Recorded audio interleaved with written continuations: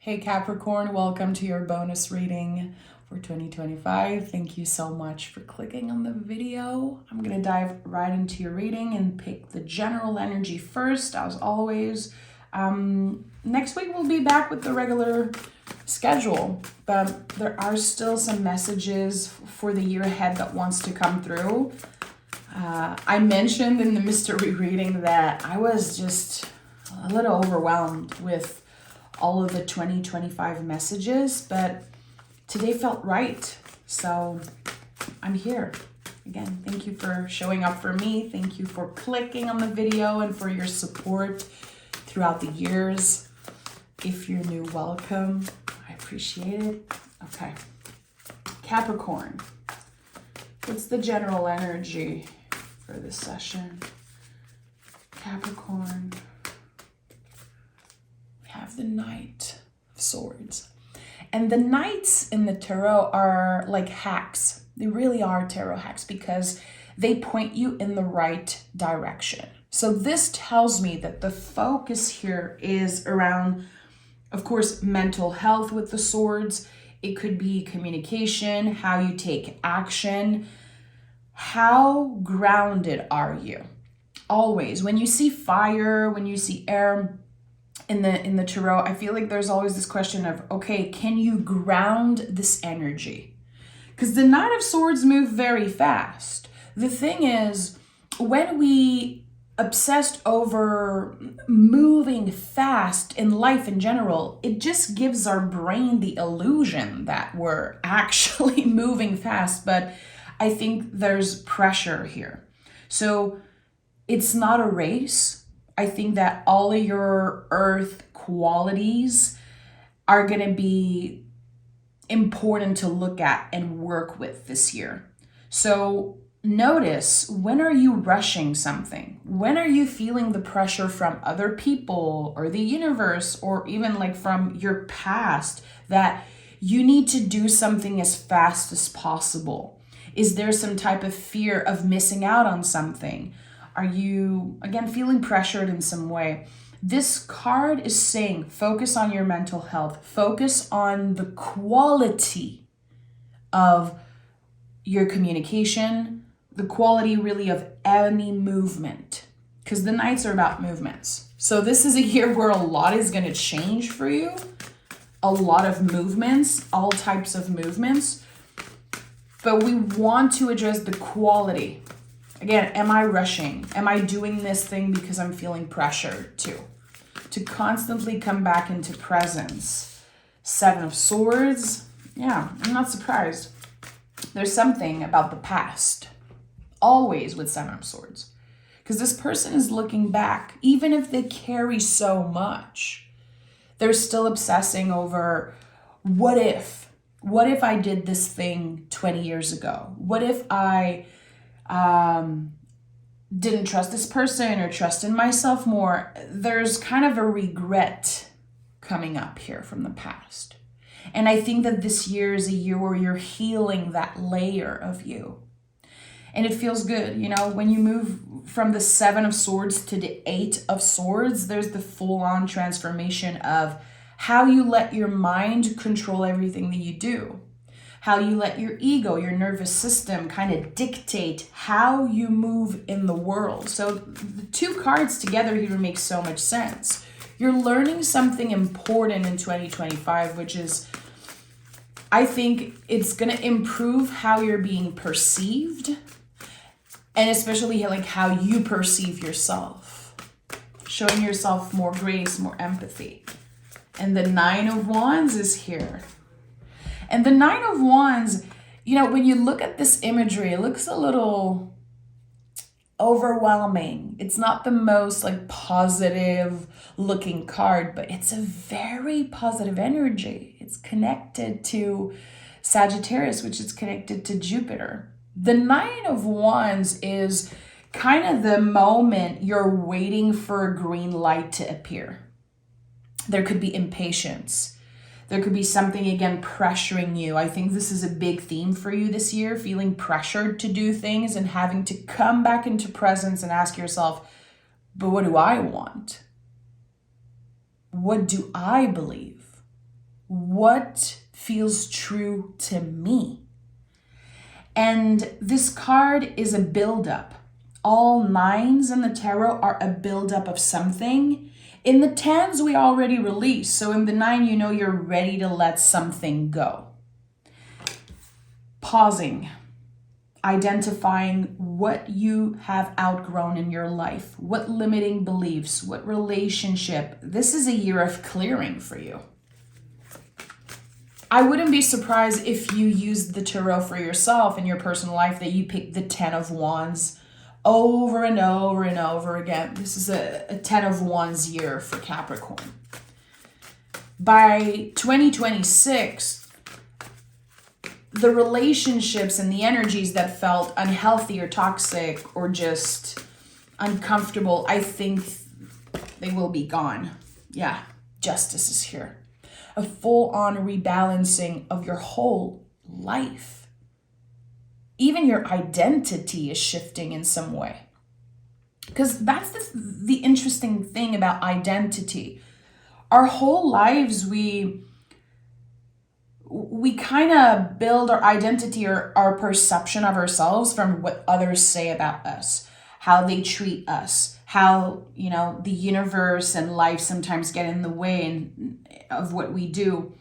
And with the Justice card, everyone wins. Our perception makes more sense. It is more aligned with who we really are. It's not about, again, how people judge you, the regrets you have about the past, the things that you understand today. You would not do the same if you could go back.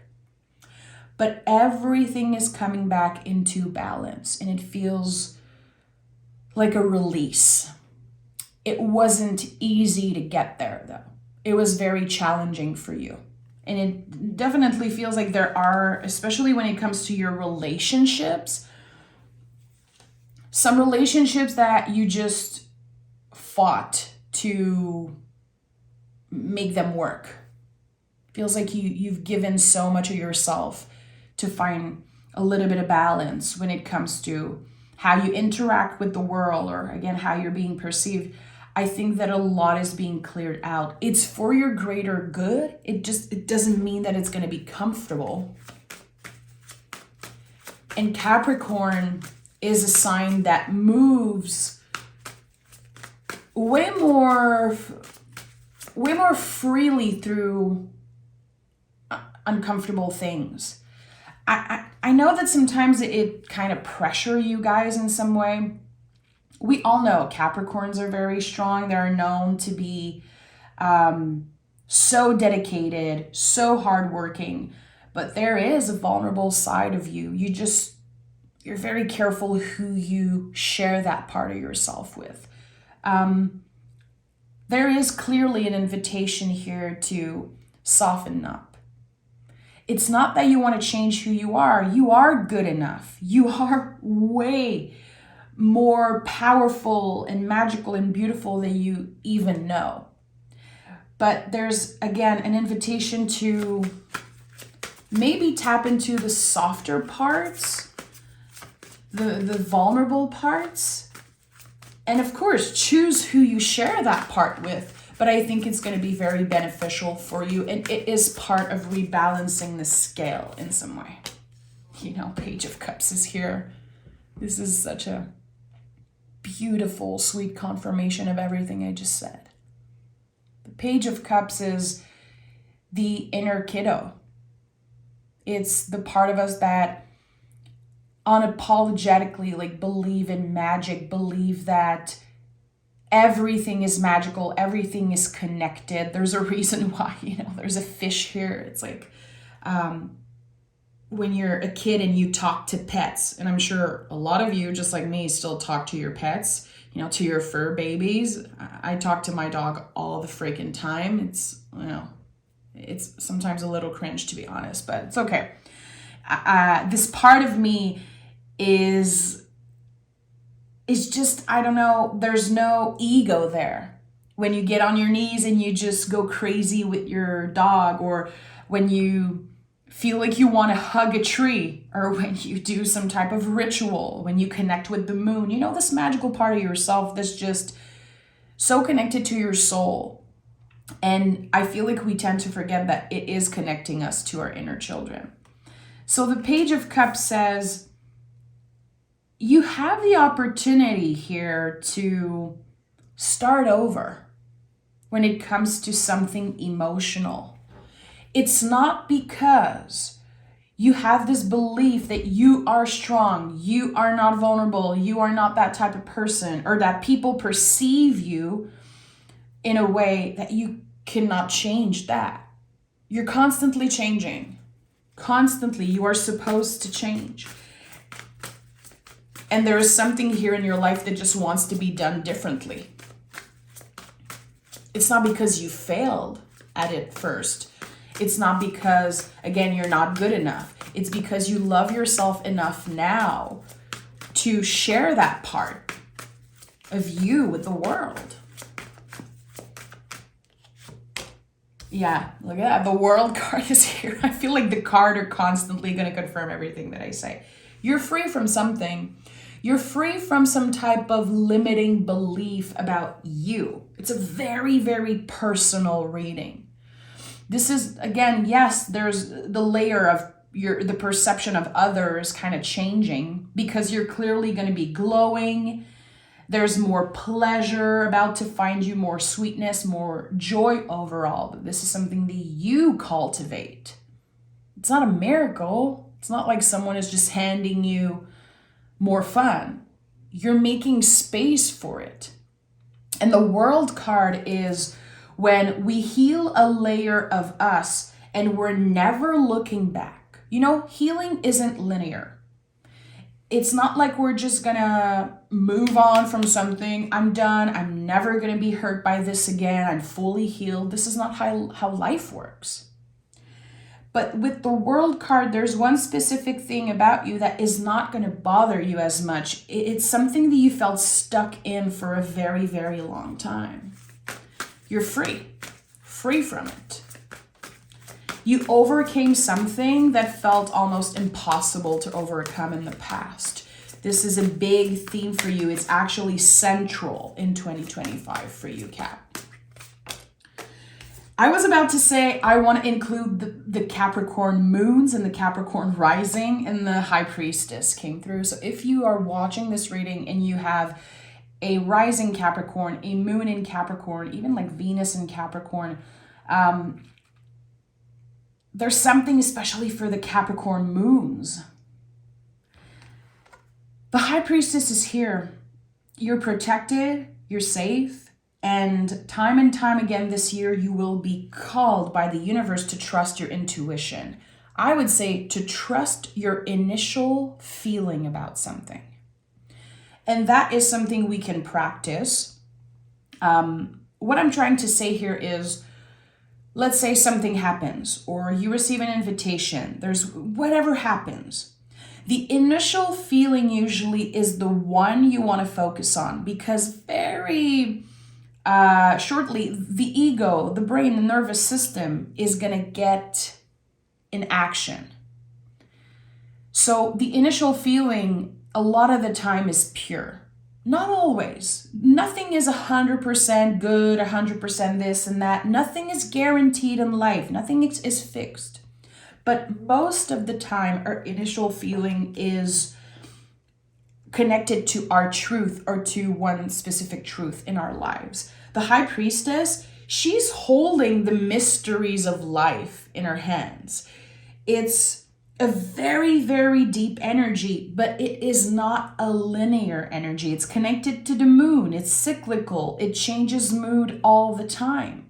It confirms to us that even if sometimes we feel like our guides are giving up on us, the universe gave up, we don't feel as intuitive as we felt 2 years ago, 5 years ago.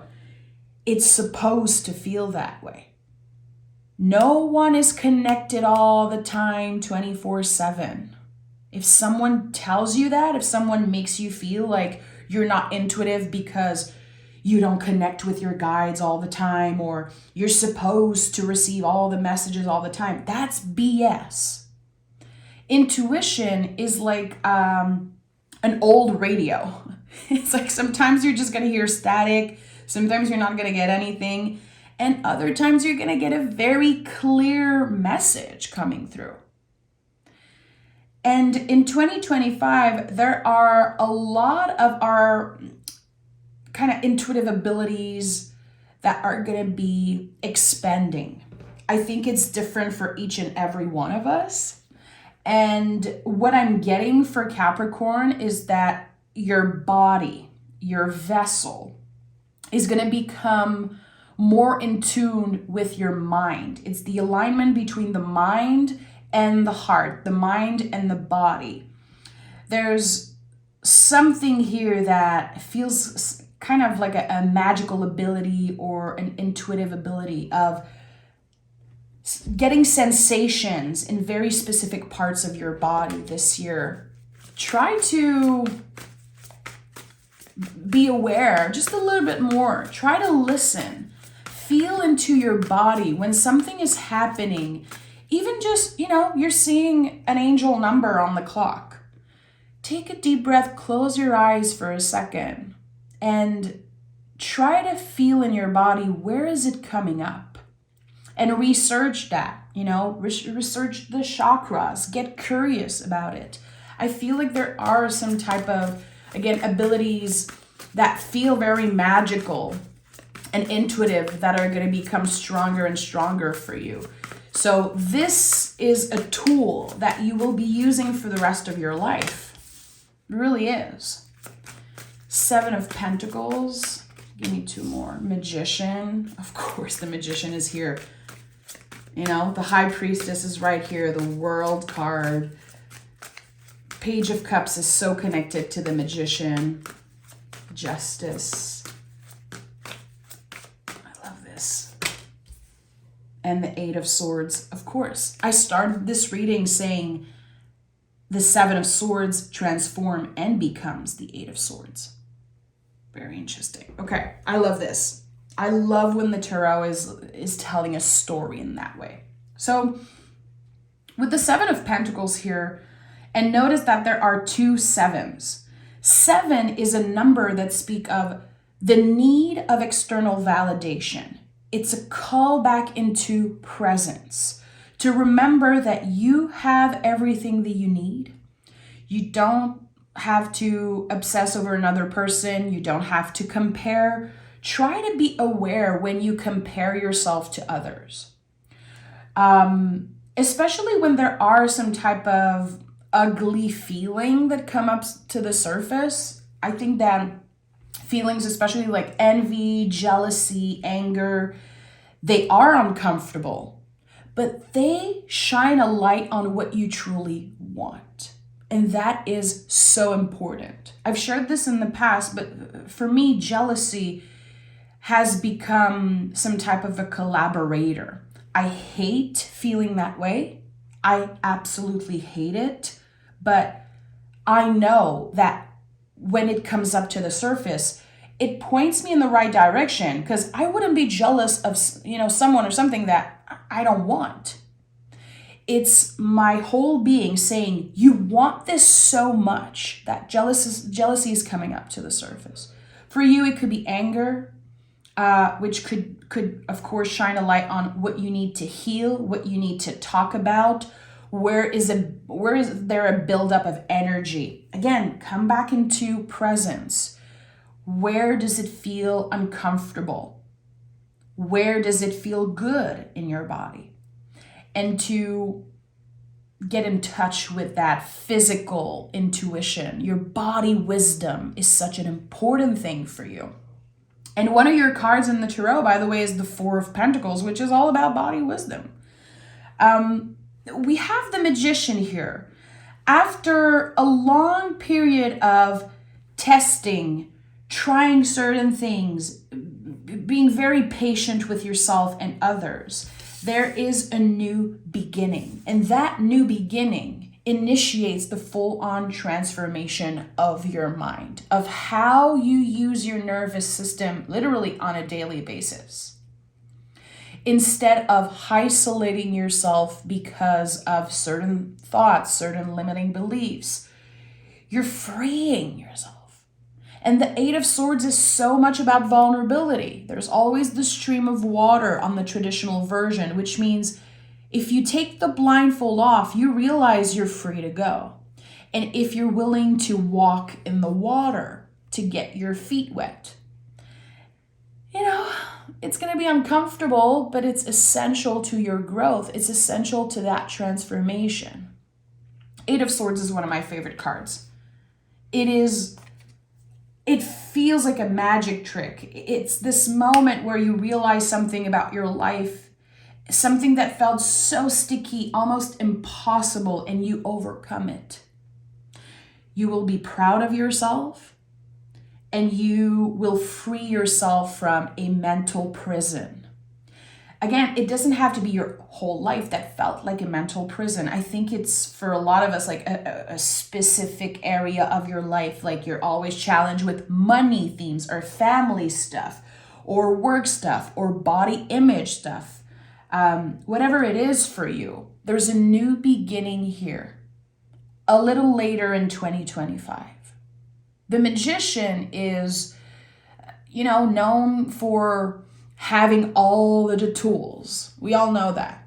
Like, you have everything that you need. Okay, yeah, but how are you going to use the tools that you've gathered for the past 10, 20 years? You know enough. You have so much to work with here. And still, earlier this year, there's the sabotaging part of you that's like, oh no, you're not good enough. You need to change this about yourself. You need to blame yourself for this. You need to isolate. Let's push everyone out. I think that the first half of the year might feel like a battle. It might feel like an inner battle. But this is the battle that you win, by the end of 2025. It can feel like a roller coaster for the first few months. And I think that, again, the more you learn to ground yourself, the more secure you will feel about what comes next. I can guarantee, Capricorn, that it will always pay off for you to take a deep breath and come back into presence. I've said this 1,000 times. I know it because it is essential. There's a reason why the central energy is a naked body. It's essential that you connect with your vessel in any way that you can. Notice, especially when it comes to how you critique yourself. I'm too this, I'm too that, I'm not enough of this, I'm not enough of that. To acknowledge that. It's not about never, ever saying another negative thing about yourself. You're a Capricorn, babe. Like, I love your critical thinking. I love the darker side of Capricorn. This is something I celebrate every day. I'm inspired by it. I love this part of myself, which is a very challenging part of my astrological chart, of my husband's chart, of like my mother, my stepmother, like so many people. But I think that when Capricorn learns to hold the darker part of themselves, like hold its hand, like your inner saboteur, your inner critique, all of the things that you shame yourself for. I think that when you learn to collaborate with that part of yourself, you become the luckiest sign of the zodiac. You become the sign that can achieve any freaking thing. The sky is the limit, really. I've always said this, and this is something that I often talk about, with my mother. She's, of course, a Capricorn sun. And we're like, I always say, I know one day you're the type of person who's just going to call me and be like, oh yeah, I won the lottery. Oh yeah, I got this thing. I got super lucky at this, or I built this thing. There's just no surprise for me when it comes to the power of Capricorn, because I've seen it. I was raised, by it, and I've just collaborated with this energy for so long. It's just that I think that sometimes you can settle for less. You can protect yourself in that way, protect your heart in that way. to settle for less and just not hope for something better. I think that it really starts with your intentions. It really starts with the power of your mind here and saying, okay, I'm not trying to suppress all the darker aspects of me or all the quote unquote negative parts of me. Let me just collaborate. Let me just talk about those things. Why am I hiding? Why am I feeling ashamed? No one is perfect. No one is supposed to be a good vibe only type of person. But I think that there is, again, kind of a balancing aspect that needs to happen. Also here we have, the High Priestess is standing between the darkness and the light in some way. She's protected. She understands the value of, again, her constant mood change. It's okay if in 2 months you don't want the same things that you wanted 6 months. It's okay to change, and it's okay to let the darker and more vulnerable part of yourself kind of give it a seat at the table. Don't suppress that. Like we need that part of you, Capricorn. I'm sending so much love. Let me pick an oracle card. Let me pick an oracle card. I'm sending love, of course, but I want to pick an oracle card. And we have Lilith. Listen, I just talked about this darker aspect of you. There's something, again, that you used to fight against, or it felt like a battle, and now you're able to embrace this energy. You overcome something that felt unhealthy, toxic. For some of you, it could feel like some type of addiction.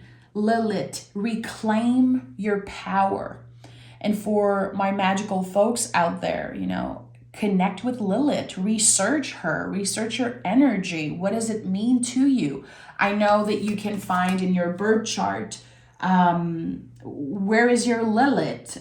Shout out to all my Lilith in Libra. This is my personal Lilith. But I think that, again, this is such an important message. And I don't really know why. I think that we're going to be discovering it more this year, but to learn to dance with your shadow self instead of fighting it and wanting to suppress it is something that you will clearly understand more in the next few weeks and months. And it is kind of, it's your energetic winning lottery ticket, my friend. I'm sending so much love, Cap. Take care. I'll talk to you guys next week.